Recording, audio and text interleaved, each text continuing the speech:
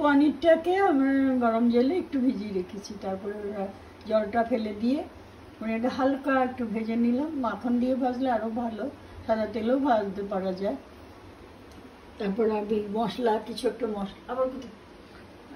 একটা মশলা তৈরি করতে হবে এটার জন্য। তার জন্য বয়েল করে নিয়েছি আমরা পেঁয়াজ, অল্প রসুন, কাজু,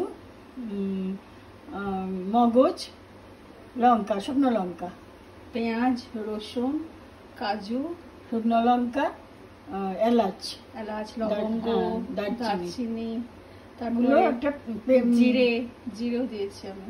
জিরে দিয়েছি, আর দিয়েছি ওই যে মগজ। হ্যাঁ, মগজ তো দিতেই হবে।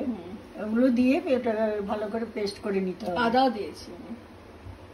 আচ্ছা, আদা, রসুন সব দিয়েছি। হ্যাঁ, রসুন তো একটু লাগবেই। তো পেস্ট করে ওটা তেলের মধ্যে, জিরেটা তেলে দিলেও হয়, আগে দেওয়া হয়েছে, কিন্তু তেলের মধ্যে জিরে ফোড়ন, তেজপাতা ফোড়ন দিয়ে, দারচিনি, একটা দুটো এলাচ ফোড়ন দিয়ে এবারে মশলাটা পুরো ঢেলে দিতে হবে। তাই মশলাটাকে ভালো করে কষানো হয়ে যাবে।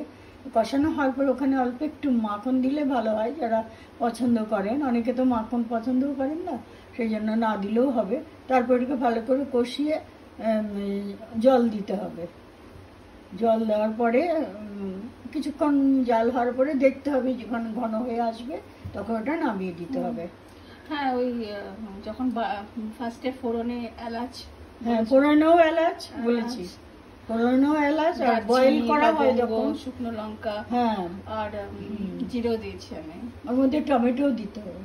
টমেটো আমি বয়েলের মধ্যে দিয়েছি। হ্যাঁ, টমেটো বয়েলের মধ্যে দিতে হবে, সেটা ভুলে গেছি।